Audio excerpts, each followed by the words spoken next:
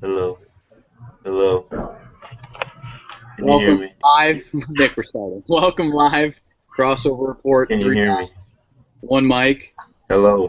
Yeah, Nick, we can hear you. Nick, we can hear you, man.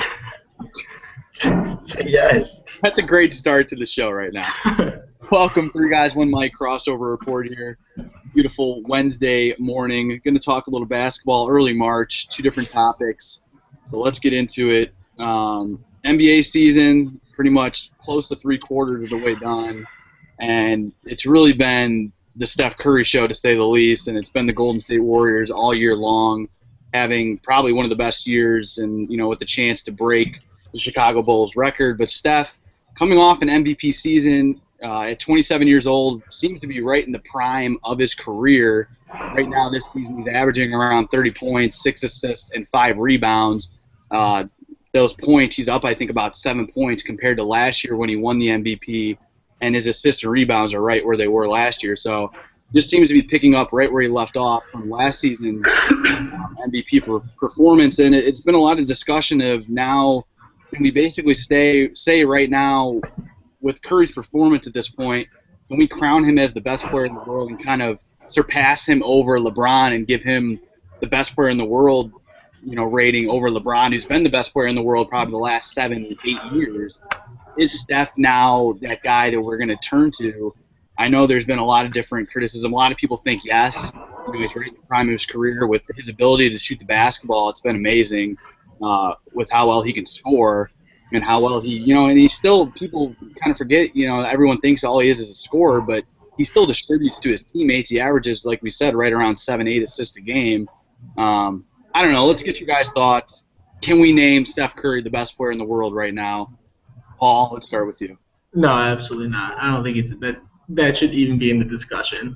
I think he's playing the best in the world, but you can't tell me he's the most talented player in the world. You can't tell me that. You can't tell me he's more talented than Russell Westbrook, that he's more talented than LeBron James. Russell Westbrook's doing 24, 10, and 7 every night and can play defense. Steph Curry can't play defense. Did you see him guarding Russell Westbrook when they played OKC? No, he didn't. He didn't guard him. They had Klay Thompson guard him. They had Steph Curry guard freaking Deion Waiters or something. So you can't tell me he's the best player in the world when he can't play defense. Can I try go? Go for it. Oh Lord, I could not disagree anymore. I definitely think he's the best player in the world right now. You said he doesn't have the talent everybody else is, but apparently nobody else is showing the talent like he is. Nobody's playing better than him right now. One talent. It's been like this He has the whole one year. talent. He has one talent. Okay, One but that's the talent. most. He's making it look like the most important talent in the game. The three-point It's shot's the not. most valuable shot in the game. It's not. It's not the Well, most valuable shot in the game. It You is. said he couldn't guard Russell Westbrook. Who could guard him?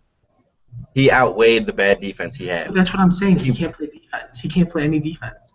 Okay, but he makes up for it. Nobody else can play offense like he can. Nobody's been able to stop him. Kawhi Leonard couldn't stop him. So if nobody can guard him, why's he got to guard anybody if he can just outscore them? He's just, I don't know what to tell you. You can't be the best player in the world if you can't play defense. If the only thing you Technically, can he's do top. is you I can mean, do one thing, granted, steals don't like he does necessarily one make him a thing. good defender. He's top 5 in steals this year. I mean, That's great. that That's doesn't. great. But you haven't seen him guard Kyrie Irving. He doesn't guard Russell Westbrook. He And doesn't none of guard them any can of guard these- him. And none of them can guard him. So are they considered good defenders? Really? Are they good defenders? And with what I think more is Golden State's philosophy of their system is putting up 120 points a game. I don't think they care if Steph's going to let Kyrie, Russell, or any of those elite point guards score 20 on him because they know Steph's probably going to drop 40 right on top of them. So I think Golden State's not worried about Curry's ability to play on the ball defense. Yes, it's probably his worst part of his game, but I agree with Nick. I think just his ability to score the basketball outweighs having to play defense one-on-one. I think if you put Steph Curry on most of the teams in the NBA, it doesn't make that big of a difference. I think you put him on the Sixers. I think they might win 20 games. You're underestimating how important it is to them to have a guy like Draymond Green and then to also have Klay Thompson. If Draymond Green and Klay Thompson aren't there, Steph Curry ain't shit.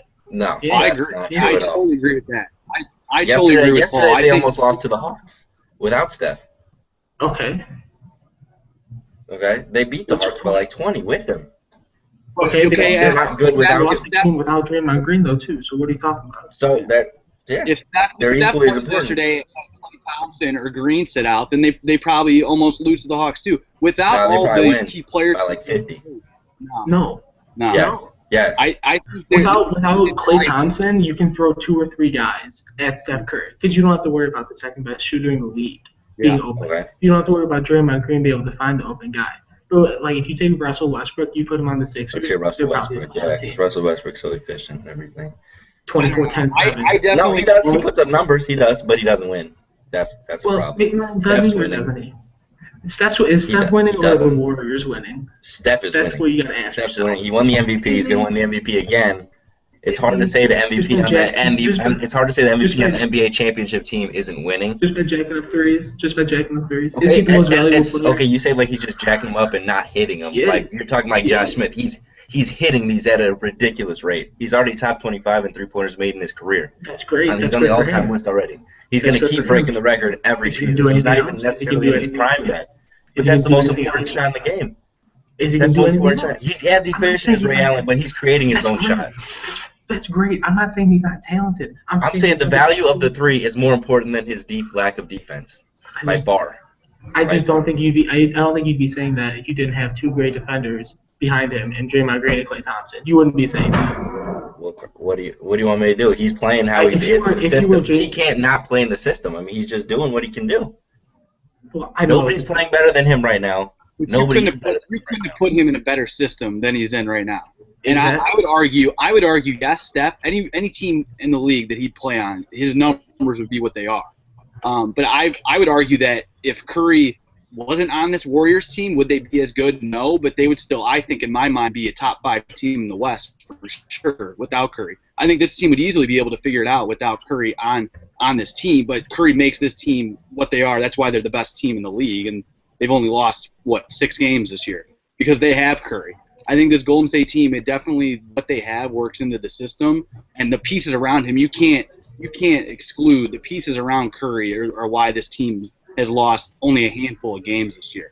Without Draymond Green, without Thompson, without a guy like nobody talks about Harrison Barnes. I mean, this team is loaded from top to bottom. Exactly. So they are, but that doesn't mean he's not the best player in the world right now. He's not the best player in the world. You can't say that. You can't say the best player in the world. You can't say that. Only plays one side of the ball. But nobody does as good as he does on that side of the ball. It outweighs the defense. That's awesome. Does it? That is great. Does it outweigh the defense because he has a great defense behind him? Russ can score 20 a game, and he can hold the other guy to 17 a game, but Curry's going to score 40 a game and hold the guy to 20 a game, so his difference is better. He doesn't score 40 a game. He scores like damn near scores 40 a game if he played in all the fourth quarters. Look, last year in the finals, Curry had some bad games, and you saw how good that Golden State team was. I mean, Curry can have a bad game, and this team is still going to be able to beat any top team in the West and any top team in the East. They can beat the Cavs easily if Curry has a game where he only scores 20, which is still good, but to his numbers, that's not great. I don't have a doubt. He wasn't the best player in the world last year. He is this year, though. He wasn't. Yeah, he is. He's a lot better this year than he was last year. I'll give you that. And also, I've been holding out that somebody could beat the Warriors. I think they're just going to walk through the playoffs. I don't think a team would be close. No, I literally don't want to talk about another team because I feel like it's just not even worth it. Like we're talking about contenders like the Raptors could beat the Cavs. I don't really care because neither of them could even. Neither of them. The Cavs would have no chance against the Warriors this year. No chance. It's actually not fun. It's almost not fun. It's not. Honestly, I mean, that OKC game was amazing. And that game really put it over the top for me to make him I mean, that shot he hit at the end was unreal. Like, that's just his regular range. That's not like it's a lucky shot from right there. Like, he hits that on the regular. Okay, but then this goes back. I'm going to tie this back to Jimmer. I don't care. You guys said there's not a place in the league for Jimmer. We're acting like Jimmer didn't do the same thing in college. That was in college. That's fine. You can do that in college. He did the same thing in college. You can do that in college in the WAAC when you're playing against. Once again, it's Steph Curry going to a great situation that makes him look so good. That shot had nothing to do with the situation he's in. I argue Steph did that in college, and it carried over to the NBA. He's been doing the same thing since college, and he's doing it in the He's getting NBA. over because he's getting open shots because he's got Draymond Green and Klay Thompson next to him. But he's got everybody on their team can shoot 40% from three. I mean, I agree with that because I think he's a big part of everybody being able to shoot 40% because he draws attention. You look at Curry's absolutely, but still. You look at Curry's first 3 seasons; they were nothing. I mean, his third year in the league, he only played 20 games because of injuries. But since then, what this Golden State team has, brought in and the pieces and the system that they've put in, you're just seeing. I mean, you have to give credit to the system that Golden State has brought in. Oh, absolutely. That's why And I think that can count towards being the best player. You're in the right system. That counts. I mean, you just in the right Could spot. probably be putting up 22 a game on any other team, or if they didn't have these players. But would they be as dominant without the players that they have around Curry? I don't think so. Well, that has almost nothing to do with what we're talking about, but Yeah, it's fact. It's everything to do with I what think we're he's talking so about. We're talking about if he's the best player.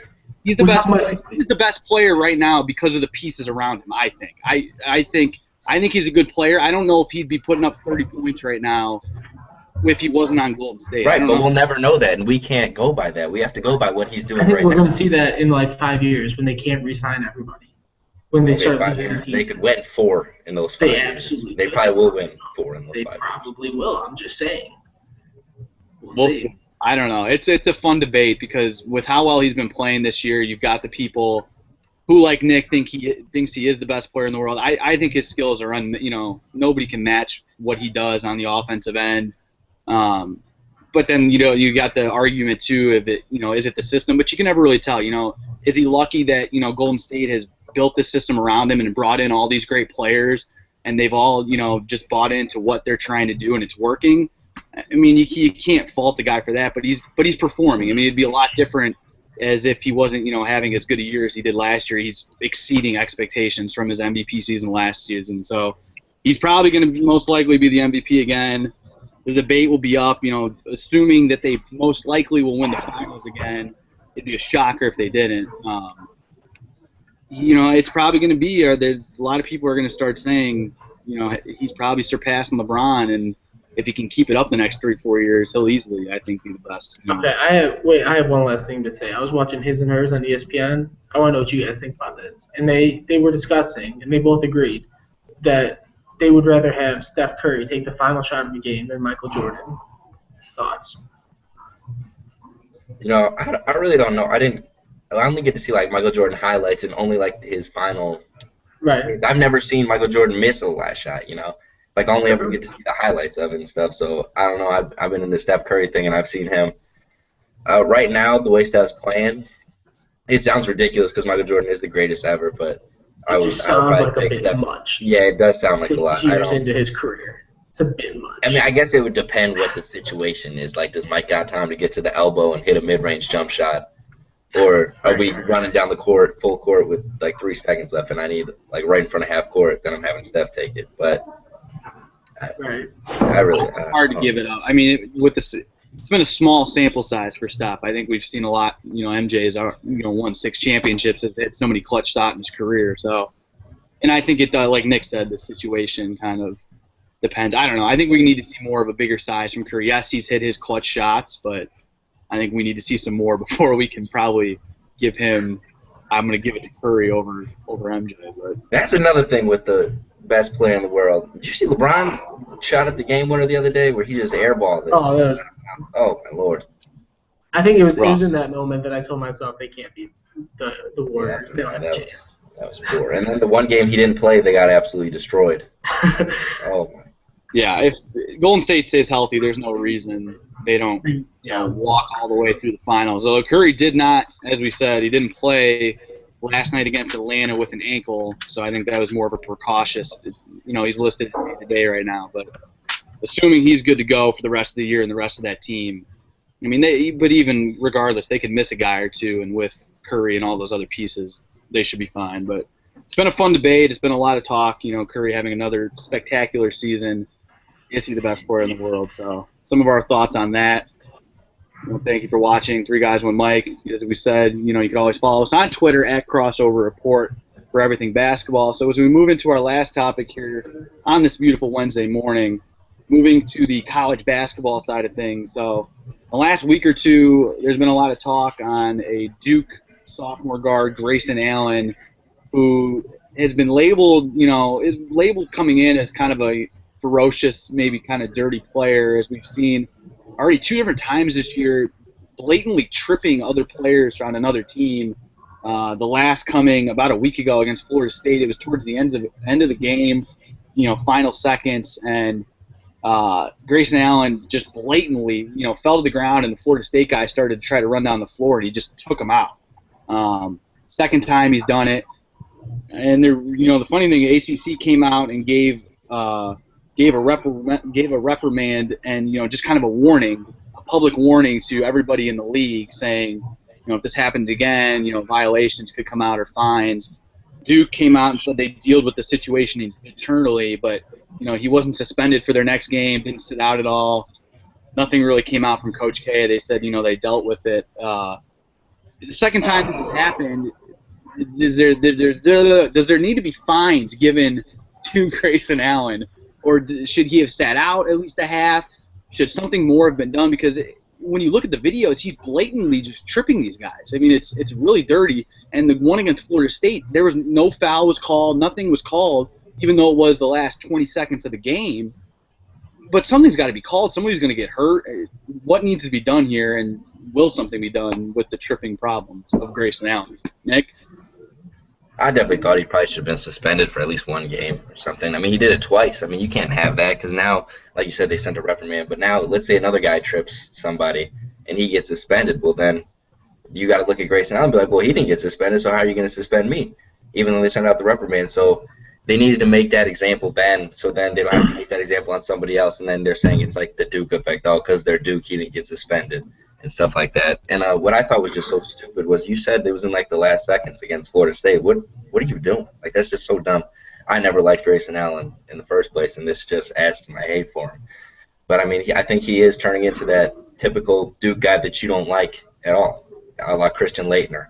Maybe not to that point, but he's getting there. Like Coach K saying like it was the Duke thing? Everybody's making a big deal of it because it was Duke. Yeah.